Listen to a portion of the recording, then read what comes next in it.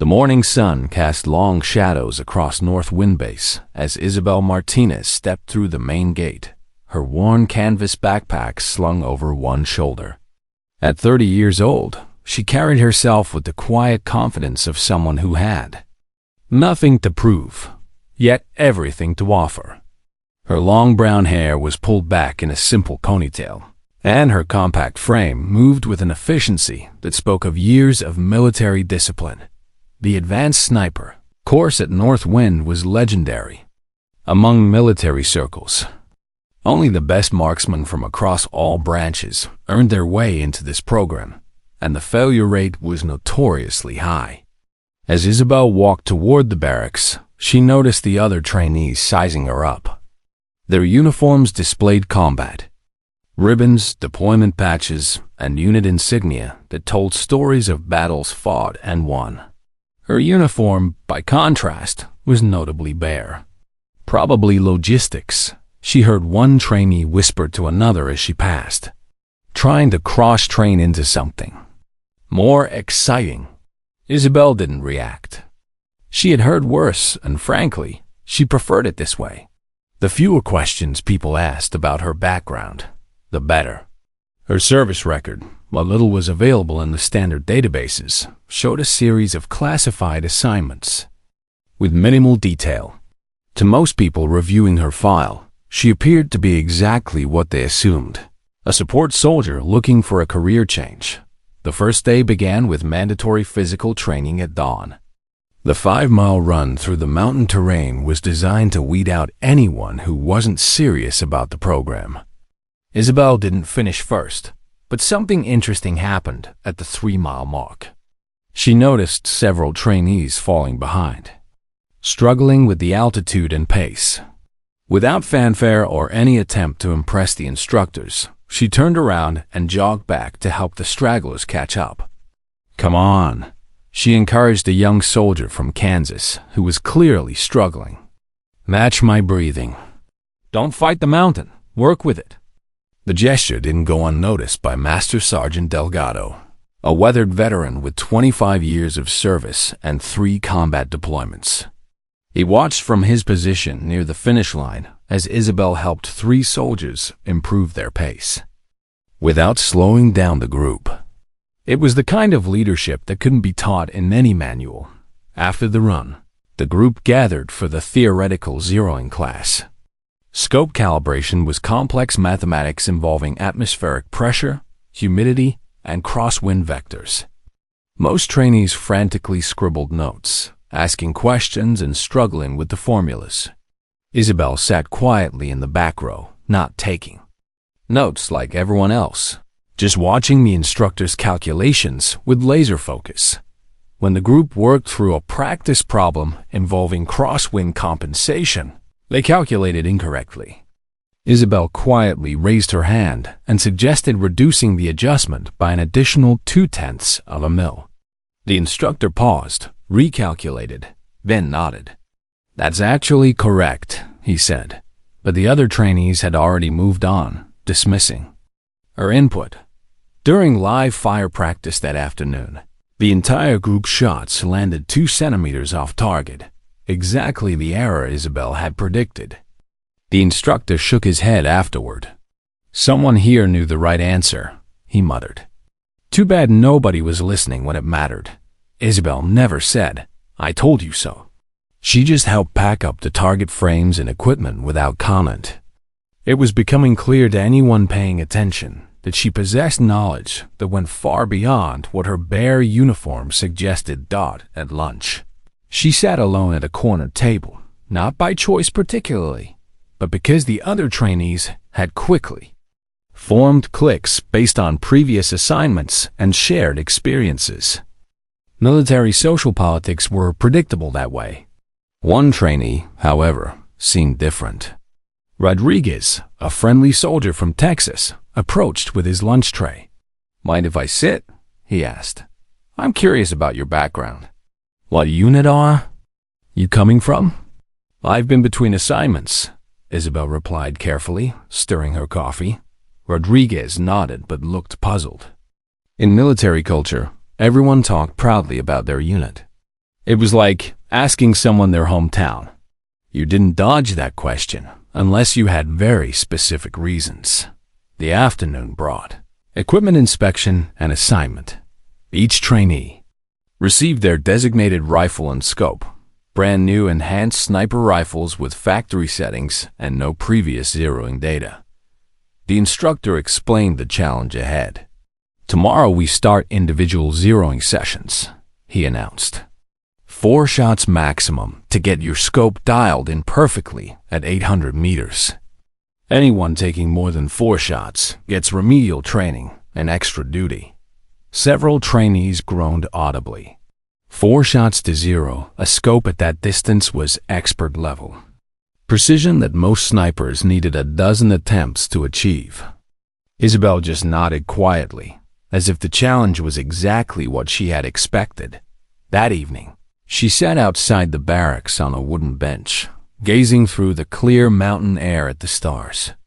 Rodriguez approached with 2 cups of coffee from the mess hall. "Nervous about tomorrow's zeroing test?" he asked. "No," she said simply. "The rifle doesn't care about nerves or emotions," Rodriguez laughed. "That's oddly profound for someone in logistics. Where'd you learn that?" "My grandfather used to say that. He was a hunter up in Quebec." They talked about families and home for a while, normal conversation that helped pass the time. But Rodriguez noticed something curious. When Isabel mentioned distances, like her grandfather's longest deer shot, she instinctively spoke in meters, not yards. Military precision terminology. Most civilian hunters talked in yards. In Isabel's shirt pocket, she always carried a worn plastic card, barely readable text that looked like coordinates from a recorded shot she'd made years ago. The numbers were faded, but Rodriguez caught a glimpse, something about a range of over 2,000 meters.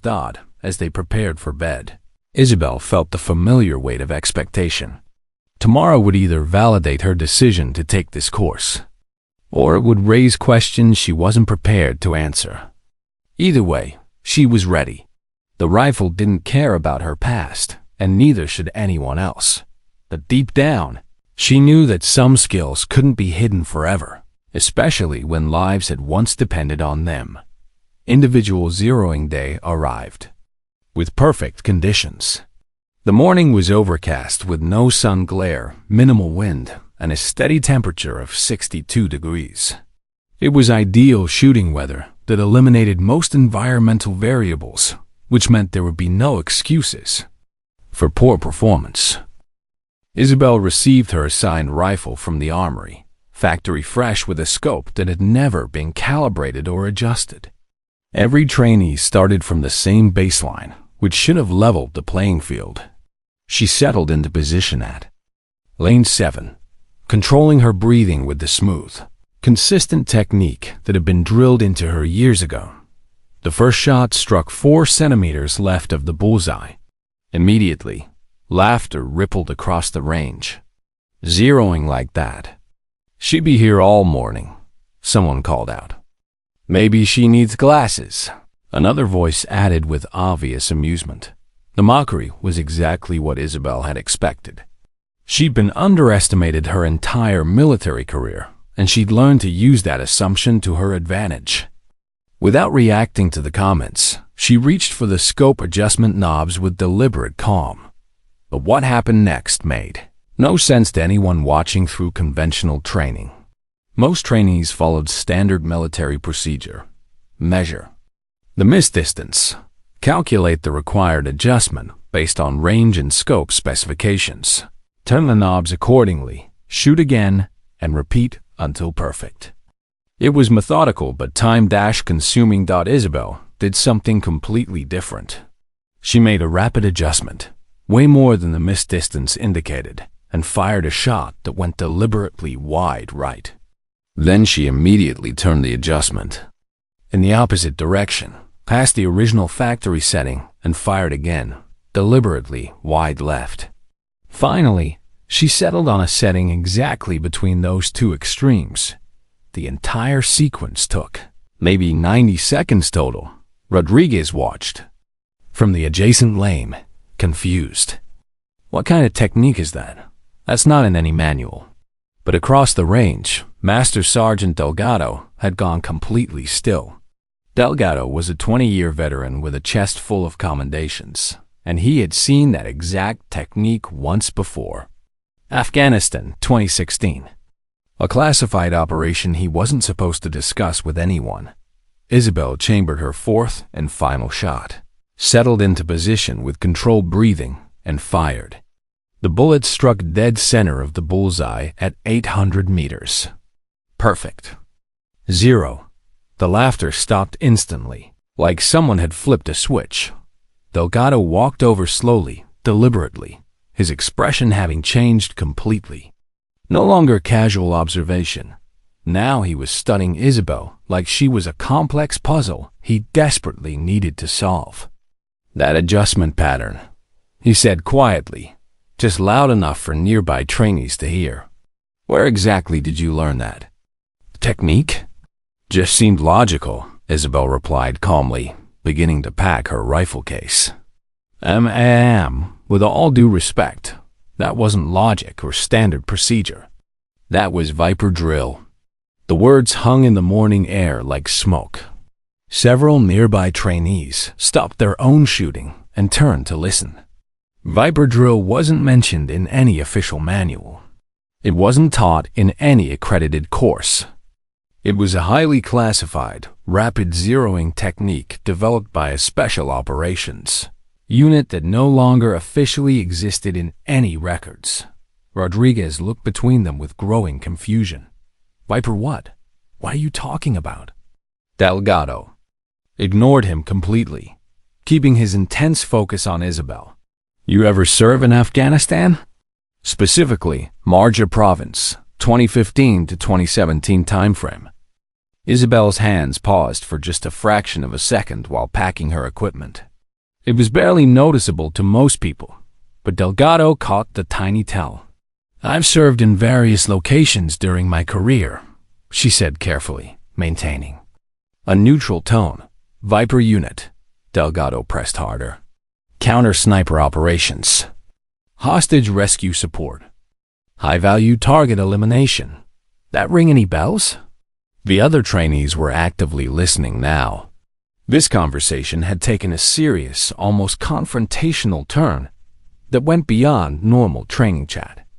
I'm not familiar with that particular designation, Isabel said, but her voice had suddenly changed. More controlled, more professional. The casual trainee persona was slipping slightly. The tension on the range was palpable. What had started as a simple zeroing exercise had become something much more significant.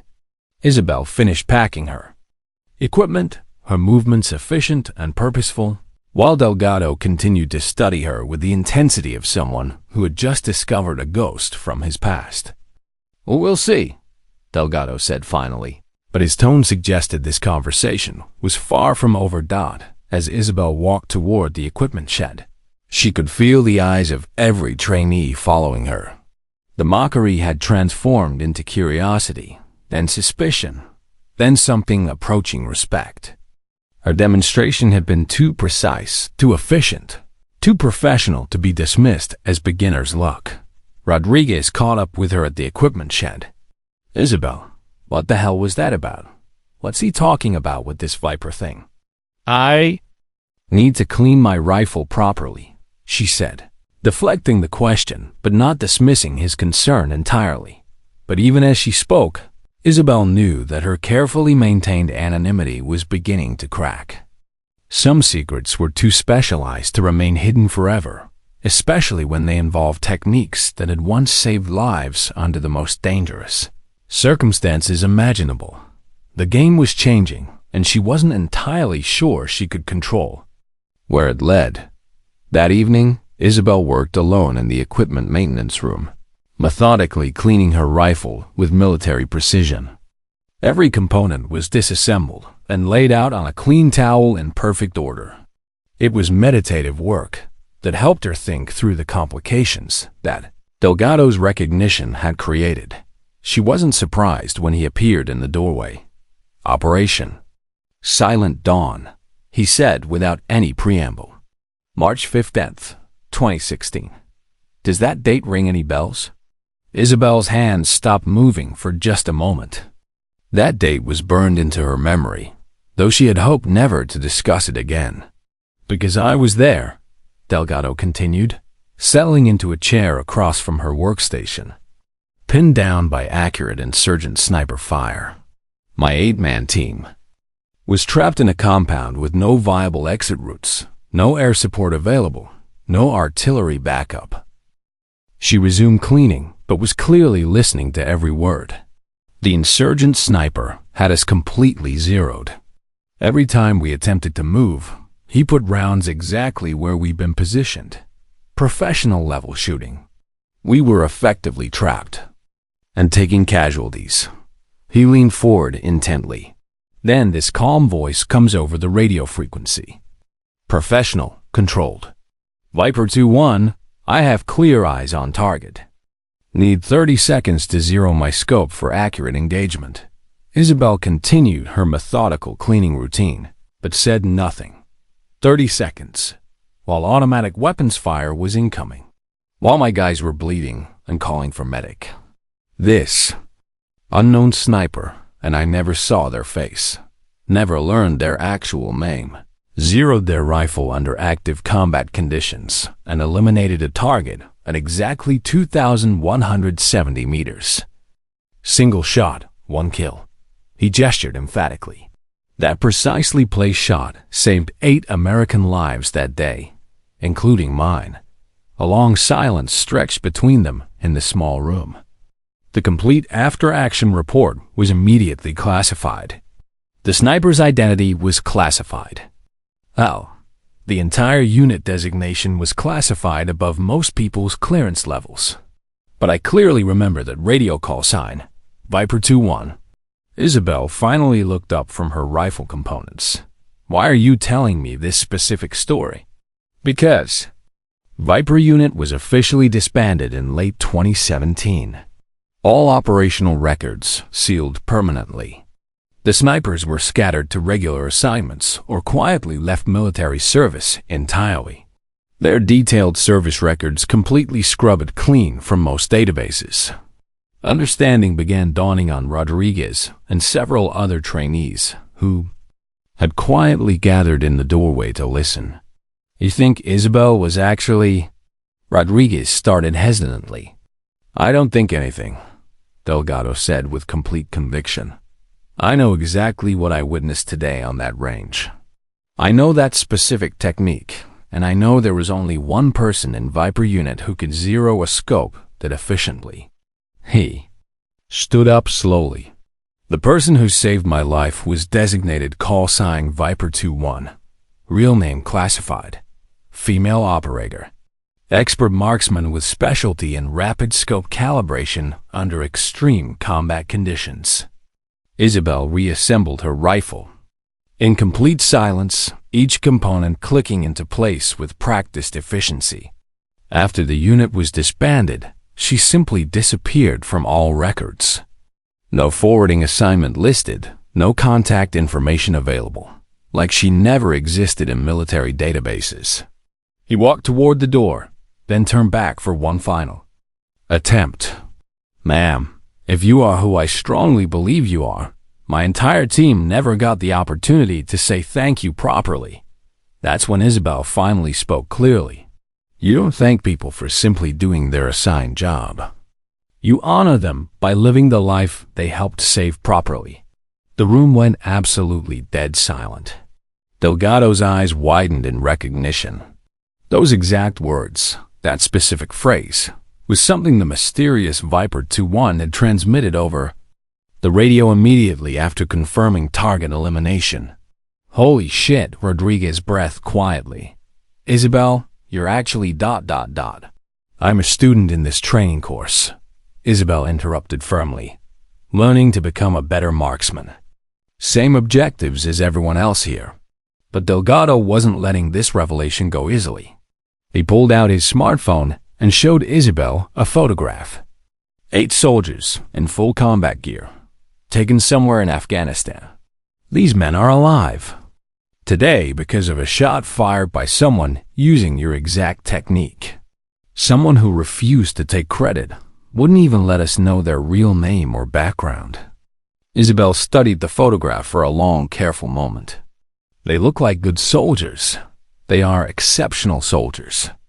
2 of them have children now. Kids who exist because someone was skilled enough to make an impossible shot when it mattered most. The weight of that statement settled over everyone in the small room. The atmosphere had shifted from curiosity to something approaching reverence. Johnson there, he pointed to the photo, just became a father last month. Martinez finished his engineering degree. Williams started a nonprofit for veteran mental health. 8 lives continued because of one perfect shot. Finally, Isabel spoke again with quiet conviction. Skills aren't for showing off or personal glory. They're for protecting people who can't protect themselves. Delgado smiled knowingly. That's exactly what she would say. The mystery was solved, but somehow that made it more profound, not less. The quiet woman they'd been dismissing as a logistics soldier trying to cross-train was actually a ghost from the most classified military operations. Someone who had once held the power of life and death in her hands and wielded it to save rather than destroy. Ma'am, Delgado said formally, regardless of what's classified or what can't be discussed officially, that shot in Marja saved good people. And today, watching you teach proper technique to these trainees, you're still saving people. Just differently. Isabel nodded once, then returned to packing her equipment. The mission continues. Word spread quietly through the training course over the following days. Not gossip or rumors, but something deeper, respect. Isabel didn't change her daily routine at all. She still ate lunch alone when she preferred solitude, still helped struggling trainees without being asked, still zeroed her rifle with impossible precision every single morning. But now other students approached her with entirely different energy. Rodriguez was first. Would you maybe teach me that technique you used? Which technique specifically? Isabel asked, though they both knew exactly what he meant. The rapid zeroing method. The Viper thing you did. Isabel considered this request carefully. Why you want to learn it? Because what if someday I need to make a shot that saves someone's life? What if 4 bullets is all I get before someone dies? She nodded slowly, understanding the gravity. Meet me at the range after evening chow. Bring your rifle and notepad. Word got around through proper channels. Soon half the class was staying after hours for unofficial training sessions. Isabel taught them patiently, systematically, but she emphasized something crucial that most instructors missed. The technique isn't about speed for its own sake, she explained during one session. It's about precision when precision matters most. She made them practice the mathematical calculations first, understand the physics completely, feel how the rifle behaved in different atmospheric conditions. Anyone can learn to adjust a scope quickly with enough repetition, she continued. But understanding why you're making each specific adjustment, that's what separates a good shooter from someone who just gets lucky occasionally. Rodriguez struggled with the timing initially. I can't get the sequence smooth like you demonstrated. Smooth comes from thousands of repetitions, Isabel said patiently. But perfect comes from understanding that every single shot has real consequences for real people. She helped him position his hands correctly on the adjustment knobs. In actual combat, you don't get practice shots or do-overs. You get one chance to be absolutely perfect. So every practice shot here needs to count toward that moment. The training wasn't just technical. Isabel taught them to think differently about their role as marksmen. During one evening session, she posed a question that changed how they approached their craft. What's the difference between a sniper and an assassin? The trainees offered various answers about military versus civilian targets, rules of engagement, chain of command. All correct, Isabel said, but there's something more fundamental. An assassin takes life. A sniper preserves life. Sometimes that means eliminating a threat, but the ultimate goal is always protection. She had them practice scenarios where split-second decisions meant the difference between saving innocents and creating casualties. The weight of responsibility was something that couldn't be taught from a manual dot by the end of the second week. 6 trainees could execute a modified version of Viper drill. Not as fast as Isabel's demonstration, but functionally effective. More importantly, they had begun to understand the philosophy behind the technique. Master Sergeant Delgado observed these evening sessions quietly from a distance. One evening, he approached after the trainees had departed. "Ma'am, what you're doing here, teaching them properly, it's exceptional training. It's necessary training," Isabel corrected firmly. "Can I ask you something personal? Why come back to take this course when you clearly know more than the instructors?" Isabel was quiet for a long moment, considering her words. "Because techniques evolve constantly. Equipment improves, new situations arise. And there might be something I haven't learned yet that could make the difference when someone desperately needs help." She packed up her gear methodically. "Besides, teaching forces you to understand your own skills at a deeper level. You can't properly explain something you don't truly comprehend yourself." The next morning, someone had posted a handwritten note on the range bulletin board. 4 shots, a lifetime to master. Nobody signed it. Nobody needed to. The unofficial training sessions became legendary among the trainees. Isabel's approach was different from traditional instruction. She taught them to see beyond the technical aspects to the human element that made their skills meaningful. Every time you pick up a rifle, she would say, "Remember that somewhere, someone might need you to be perfect. Your job isn't to be impressive. It's to be ready." Rodriguez called his mother during his weekly phone call. "Mom, there's this woman here who's teaching us to be better marksmen. Not for competition or bragging rights. For protection," she says. "Every skill should serve something bigger than yourself." His mother, a registered nurse who understood service, replied, "Sounds like she knows exactly what she's talking about." The transformation in the training class was remarkable. What had started as individual competition became collaborative improvement. The trainees pushed each other to be better, not for personal glory, but because they understood that their skills might someday protect people who couldn't protect themselves. Isabel watched this change with quiet satisfaction. This was why she had returned to formal training, not to learn new techniques, but to pass on something more valuable than marksmanship. The understanding that true skill served others first. The mission, as she had told Delgado, continued, just differently. 3 months later, Rodriguez deployed to Syria with his unit. The training at North Wind Base felt like a lifetime ago, but the lessons Isabel had taught stayed with him. During a routine patrol mission, his squad came under accurate sniper fire and found themselves pinned down in an abandoned building with no clear shots available through conventional positions. Rodriguez remembered Isabel's words clearly. Every practice shot needs to count toward that moment. Using the modified Viper drill technique she had taught him, he zeroed his scope under combat conditions with 4 shots, achieving perfect calibration. Then, with 1 shot at 1,400 meters, he eliminated the target. His entire squad made it home safely. He wrote Isabel a letter. "I finally understand completely what you meant about consequences." Back at North Wind Base, the training program had quietly evolved. Instructors began incorporating elements of what they called rapid emergency zeroing procedures into the official curriculum. Not the classified version, but the fundamental principles. Precision under pressure, efficient adjustment techniques, understanding your equipment completely.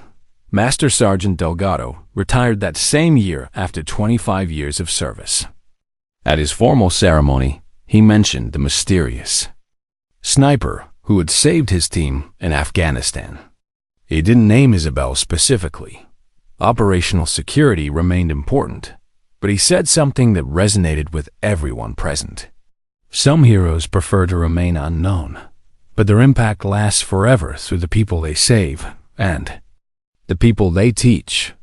In the audience, Isabel smiled quietly. The bulletin board note remained posted. 4 shots, a lifetime to master. It had become an unofficial motto for the program.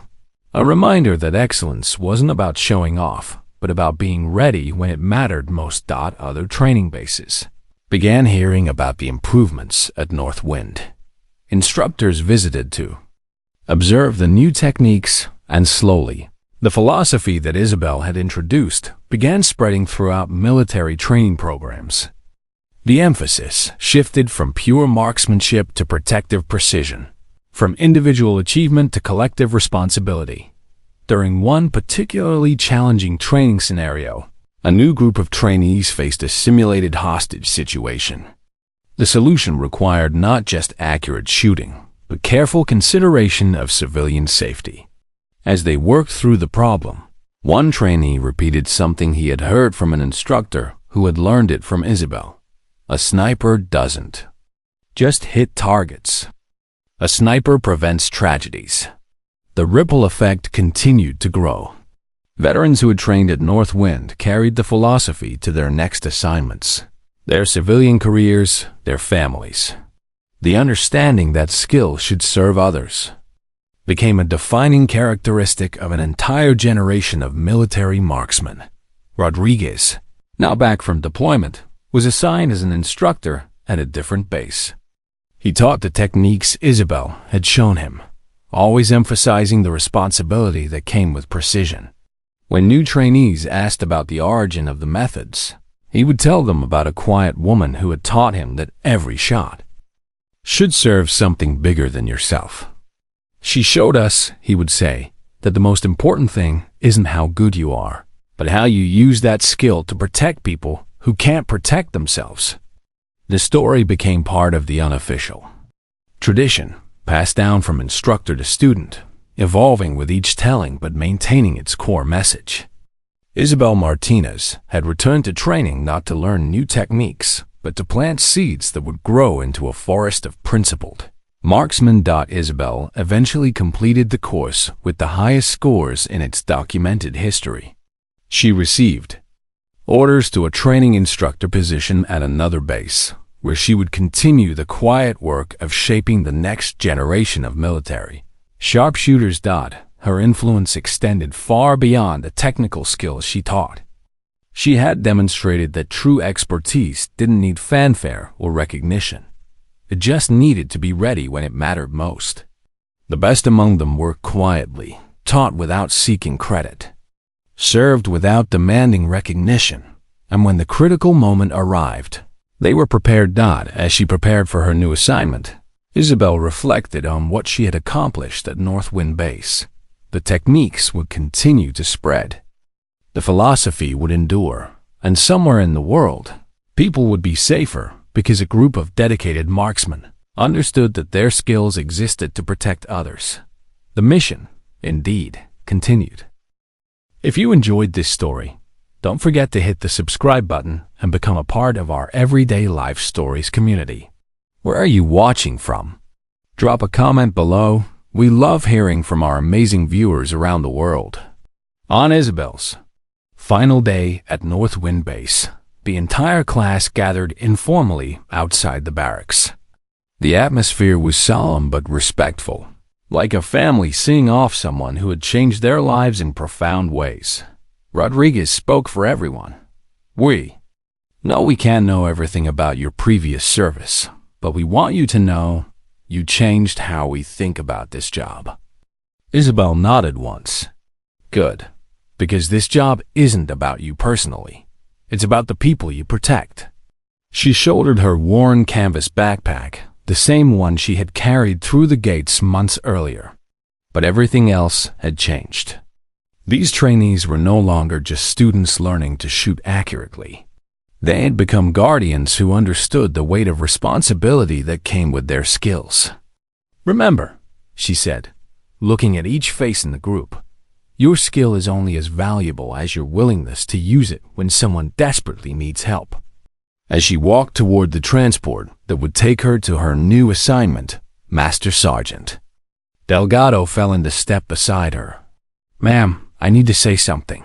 That day in Afghanistan, when Viper 2-1 made that shot, it wasn't just about eliminating a threat. It was about giving 8 soldiers a chance to come home to their families. Johnson's little girl, Martinez's engineering degree, Williams's non-profit work, all of that exists because someone was willing to be perfect when perfection mattered. Isabel stopped walking and looked at him directly. Sergeant, the shot was important, but what happened afterward matters more. You and your team went on to train other soldiers, to pass on what you learned, to make the next generation better. That's the real victory. But without that shot, 8 good soldiers would have been lost. But because of what you did with the life you were given, hundreds of other soldiers are better trained, better prepared, better protected. Which impact was more significant? Delgado understood immediately. The individual act of saving lives was important, but the generational impact of those saved lives continuing to serve and protect others created an exponential effect that could never be fully measured. That's why you came back for more training, he realized.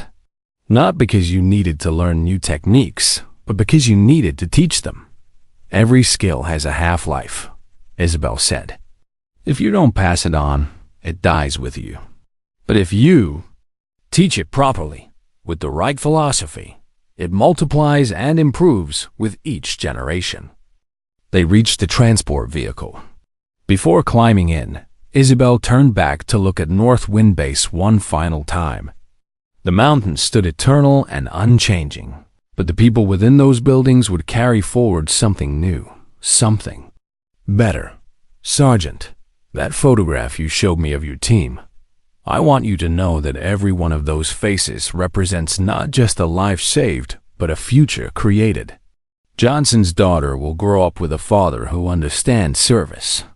Martinez will use his engineering skills to build things that protect people. Williams will help other veterans find their way home from the psychological battlefield. She paused, choosing her words carefully. The shot fired in Marja wasn't the end of the mission. It was the beginning of something much larger. Rodriguez approached as she prepared to leave. Isabel, or whoever you really are, I just want you to know that everything you taught us, we're going to pass it forward. The techniques, the philosophy, all of it. That's exactly what I hoped you would do, she replied. But remember to keep improving it. Don't just teach what I showed you. Make it better. Adapt it. Find new ways to use these skills to protect people. That's how real progress happens. As the transport pulled away from North Wind Base, Isabel reflected on the unexpected turn her career had taken. She had come to the course thinking she might learn something new about marksmanship. Instead, she had discovered something far more valuable, the power of teaching with purpose. The classified operations of her past had saved lives in immediate, dramatic ways. But this quiet work of education and inspiration would save lives for generations to come. Every trainee who learned not just to shoot accurately, but to shoot with moral purpose, became a force multiplier for good in the world. Through the rear window of the transport, she watched North Wind Base disappear into the mountain landscape. But the seeds she had planted there would continue to grow, spreading from base to base, from instructor to student, from one generation of protectors to the next. The mission, she had learned, was never really about individual heroism. It was about creating a legacy of service that would endure long after any single operator had retired from the field. True victory wasn't measured in targets eliminated or missions completed, but in the number of good people empowered to protect. Others died as the vehicle carried her toward her next assignment. Isabel smiled quietly. Somewhere in the world, people were safer because a small group of dedicated marksmen now understood that their highest calling was not personal glory, but service to others. And tomorrow, those marksmen would teach others. Who would teach others? Creating an endless chain of protection that would extend far beyond anything she could have accomplished alone. The work continued, just as it should. Isabel's new post was at Pinnacle Training Facility, a sprawling complex in Colorado that served as the primary instructor development center for military marksmen. Her official title was Senior Training Specialist, but her actual mission was more significant: to revolutionize how the military taught precision shooting across all branches of service. The facility's commanding officer, Colonel Harrison, briefed her on the first day. "Martinez, we've been hearing remarkable things about the program at North Wind Base. Test scores are up 30%. Field performance evaluations are through the roof. And more importantly, we're seeing a dramatic shift in how graduates approach their duties. They're thinking beyond the technical aspects to the broader mission implications." Isabel nodded. "Good training should do that, sir. When people understand why their skills matter, they perform at higher levels." "Exactly. We want you to help us incorporate these improvements into our standard curriculum across all training facilities." "But there's something else." Colonel Harrison's expression grew more serious. "We've been tracking the performance of graduates from various programs. The students who trained under your informal instruction are showing remarkable consistency in high-pressure situations. Not just accuracy, but decision-making, situational awareness, and what the reports call protective instinct." This was what Isabel had hoped to hear.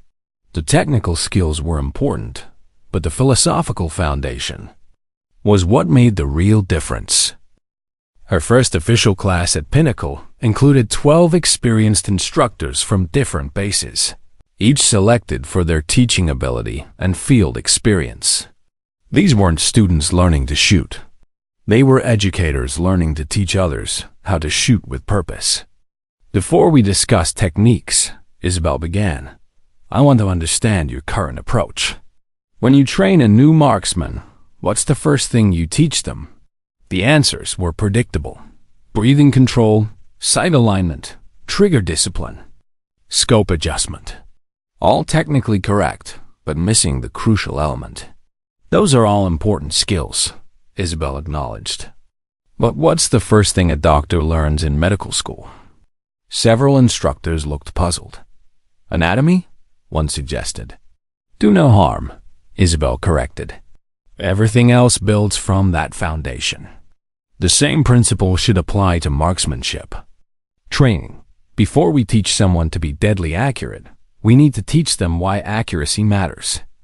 She spent the first week not on the range, but in classrooms, discussing scenarios where precise shooting had prevented tragedies, saved civilians, protected fellow soldiers. The instructors began to understand that marksmanship wasn't just a military skill. It was a form of protection that required both technical expertise and moral clarity. When they finally moved to practical training, Isabel introduced them to the modified Viper drill techniques, but always within the context of protective scenarios. Each exercise was designed around real-world situations where precise shooting served to protect rather than simply eliminate. "The goal isn't to create more efficient killers," she explained during one session. "It's to create more effective protectors. Sometimes protection requires eliminating threats, but that's never the primary objective. The primary objective is always saving the people who can't save themselves." Instructor Williams, a veteran with 15 years of teaching experience, raised his hand. "Ma'am, this is a significant departure from traditional military training. Philosophy. How do we measure success in protective thinking versus traditional marksmanship metrics?" It was an excellent question that got to the heart of what Isabel was trying to accomplish. "Traditional metrics focus on accuracy and speed," she replied. Those remain important, but we need to add new measurements. How quickly can a student identify civilian risks in a target area? How accurately can they assess whether a shot will create more problems than it solves? Can they maintain precision while considering the broader consequences of their actions? She introduced scenario-based training that required students to make complex decisions under pressure. One exercise presented them with a hostage situation where the most accurate shot might not be the best solution. Another involved protecting a convoy where engaging one threat might expose civilians to greater danger from other sources. The instructors quickly realized that this approach required them to think more deeply about their own skills and motivations. They weren't just learning new teaching methods. They were examining the fundamental purpose of their profession. During the third week, Instructor Davis, a former Marine sniper with combat experience in Iraq, approached Isabel after class. "Ma'am, I've been thinking about what you said about protective versus elimination mindset. I realized that in all my deployments, the shots I'm most proud of weren't the ones that took out high-value targets. They were the ones that stopped immediate threats to my team or civilians." "That's exactly the distinction we need to emphasize," Isabel replied. "When students understand that their highest calling is protection, they naturally develop better judgment, more precise skills, and stronger moral foundations." The transformation in the instructor class was remarkable. By the fourth week, they were developing their own scenarios and training exercises that emphasize protective thinking. They began to see their role not just as teachers of marksmanship, but as developers of guardians. Colonel Harrison observed several training sessions and was impressed by the evolution. "Martinez, what you've done here goes beyond improving shooting scores. You've created a philosophical framework that makes better soldiers overall." "Thank you, sir. But the real test will be when these instructors return to their bases and implement these methods with their own students." "About that," Colonel Harrison said, "we're making this program mandatory for all senior marksmanship instructors across the military. We want this approach standardized throughout the service." Isabel felt a deep sense of satisfaction. What had started as a personal decision to take additional training had evolved into a system-wide change that would affect thousands of future marksmen. The ripple effect was becoming a wave. Over the following months, reports began coming in from bases where the new instructors had implemented Isabel's methods. Training scores improved consistently, but more importantly, field performance evaluations showed that graduates were making better decisions under pressure, showing greater concern for civilian safety, and demonstrating what commanders described as enhanced tactical wisdom. Rodriguez, now an instructor himself at Fort Benning, sent regular updates about his own teaching success. His students were consistently outperforming their peers in complex scenario training, and several had been selected for advanced special operations programs based on their demonstrated judgment and precision. One report particularly pleased Isabel. A graduate from Rodriguez's program had been deployed to Africa as part of a peacekeeping mission. During a complicated urban engagement, he had identified and neutralized a sniper threat while ensuring the safety of nearby civilians. His after-action report specifically mentioned applying protective precision principles learned during training. "The shot was necessary to protect the civilians," the report read, "but equally important was positioning myself to minimize any risk to non-combatants." The training emphasis on considering broader consequences made the difference between a successful mission and a potential tragedy. These reports validated what Isabel had always believed, that technical skill without moral foundation was incomplete training. The best marksmen weren't just accurate shooters. They were thoughtful protectors who understood the full implications of their actions. As her first year at Pinnacle concluded, Isabel received an unexpected visitor. Master Sergeant Delgado, now retired, but working as a civilian contractor, came to observe the new training program. "Ma'am, I wanted to see for myself what you've built here," he said after watching a class session. "It's remarkable. You've taken the lessons from that day in Afghanistan and turned them into something that will protect people for generations. That was always the goal, Sergeant. One perfect shot saved your team, but the principles behind that shot can save countless others if we teach them properly." "I brought something for you," Delgado said, handing her a framed photograph. It was the same picture of his team from Afghanistan, but now it included additional photos showing what each member had accomplished since returning home. Johnson, with his young daughter, Martinez, at his engineering graduation, Williams at the ribbon cutting for his Veteran Support Center. "These lives continued because of your shot," he said, "but now they're all involved in protecting others in their own ways." Johnson works with military families. Martinez designs safer equipment for soldiers. Williams helps veterans transition to civilian life. The impact keeps multiplying. Isabel studied the photographs, seeing the faces of people whose lives had been shaped by a single moment of precise action. But more than that, she saw the future they were creating for others. "Sergeant, this reminds me why the work continues to be important. Every student we train properly, every instructor we educate, every principle we instill, it all serves the same purpose of protecting people who need protection." As Delgado prepared to leave, he turned back with a final observation. "Ma'am, you know what I think made the difference that day in Afghanistan? It wasn't just your technical skill, though that was exceptional. It was that you understood the weight of what you were doing. You knew that 8 lives hung in the balance, and you took that responsibility seriously. That's what we're trying to teach now," Isabel replied. "Every trigger pull has consequences. Every shot matters. When people truly understand that, they naturally become better at everything they do." The program at Pinnacle continued to evolve and expand. Isabel's influence was spreading throughout the military, creating a new generation of marksmen who saw their role as protectors first and shooters second. The technical skills remained crucial, but they were now grounded in a philosophy that emphasized service over self, protection over destruction, and wisdom over mere accuracy. 5 years after Isabel first walked through the gates of Northwind Base, the transformation in military marksmanship training was complete. What had started as one quiet woman correcting a crosswind calculation had evolved into a fundamental shift in how the military approached precision shooting instruction. The official statistics were impressive.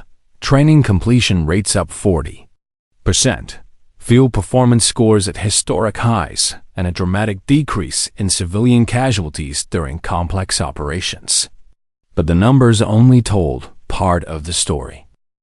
Colonel Harrison, now a general and head of all military marksmanship programs, invited Isabel to speak at the annual Precision Training Conference. Representatives from every branch of service and allied nations would be present to discuss the future of military shooting instruction. "Martinez," General Harrison said during their preparation meeting, 5 years ago, if someone had told me that a philosophy change could revolutionize military training, I would have been skeptical. But the results speak for themselves. What you've created isn't just better shooting, it's better soldiers." Isabel had been asked to present the keynote address on protective precision, the future of military marksmanship.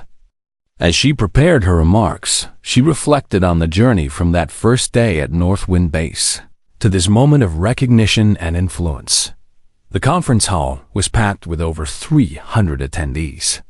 As Isabel took the podium, she noticed Rodriguez in the audience, now a senior instructor who had trained dozens of other instructors in the protective precision methods.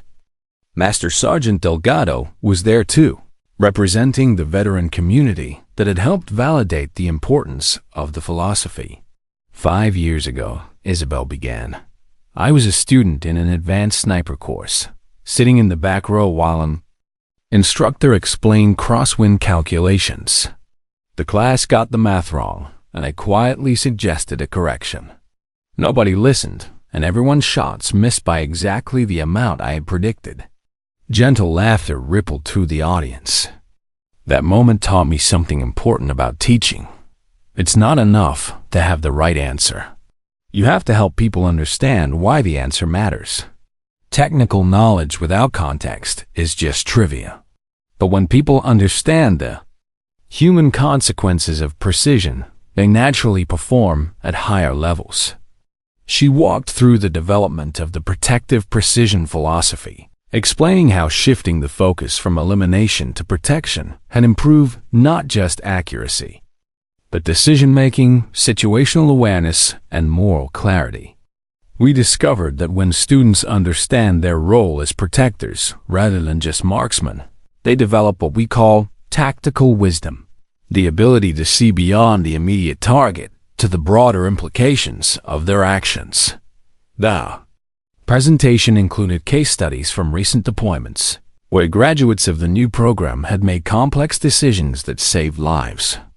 Stories of snipers who had chosen not to take shots that might have endangered civilians, of marksmen who had found creative solutions to neutralize threats without escalating conflicts, of instructors who had passed on the protective mindset to hundreds of other soldiers.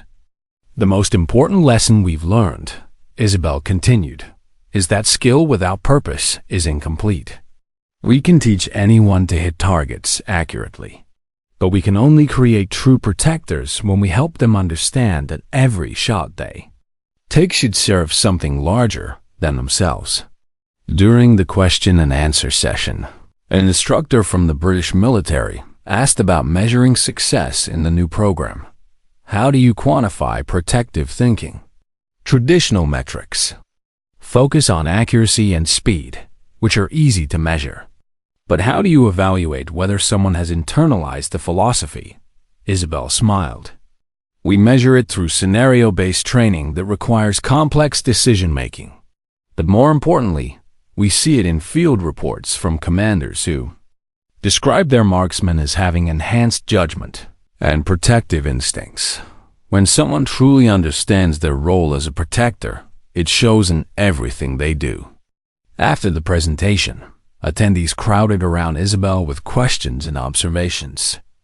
Military officials from allied nations wanted to implement similar programs. Training contractors sought to incorporate the philosophy into civilian law enforcement programs.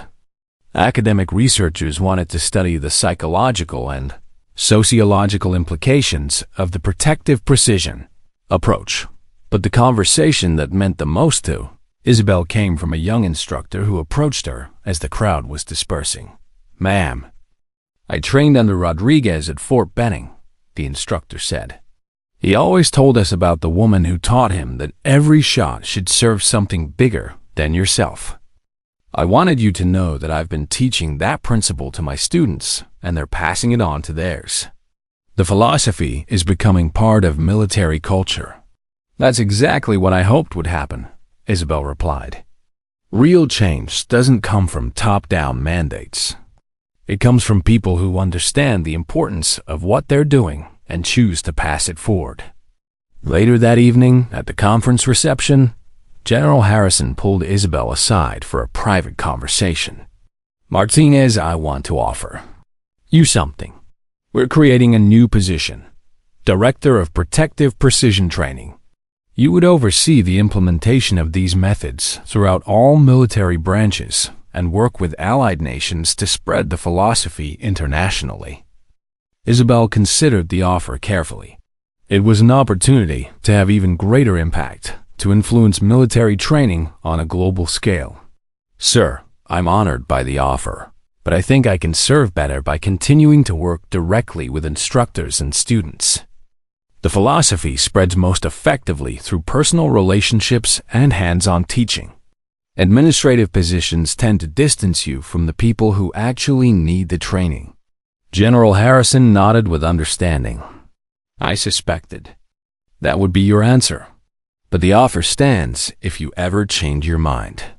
As the conference concluded, Isabel reflected on what had been accomplished and what still needed to be done. The protective precision philosophy was spreading throughout military training, but the work was far from complete. Every new class of students, every new instructor, every new deployment brought opportunities to refine and improve the approach. Rodriguez approached as she prepared to leave. Isabel, I wanted to thank you again for everything you taught us.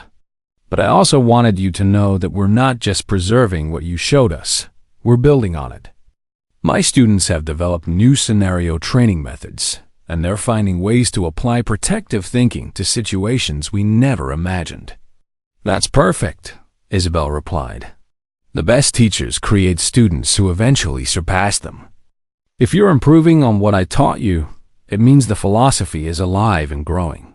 As she traveled back to Pinnacle Training Facility, Isabel felt a deep sense of satisfaction.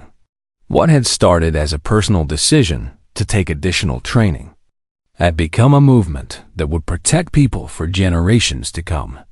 The technical skills she had developed in classified operations had been important, but the teaching and philosophy she had shared would have far greater impact. Somewhere in the world, a young soldier was learning to shoot not just accurately, but wisely. A marksman was choosing the difficult right over the easy wrong. An instructor was emphasizing protection over destruction. A student was understanding that their skills existed to serve others. The mission, as she had always said, continued, not through individual heroics, but through the quiet work of education, the patient development of wisdom, and the endless commitment to making each generation of protectors better than the last dot in her office that night. Isabel updated her personal journal with a simple entry. Today, the philosophy reached 300 instructors from around the world. Tomorrow, they return to their bases and students. The ripples continue to spread. She closed the journal and prepared for the next day's classes. There were always more students to teach, more instructors to train, more opportunities to plant. Seeds that would grow into forests of protection. The work was never truly finished, and that was exactly as it should be.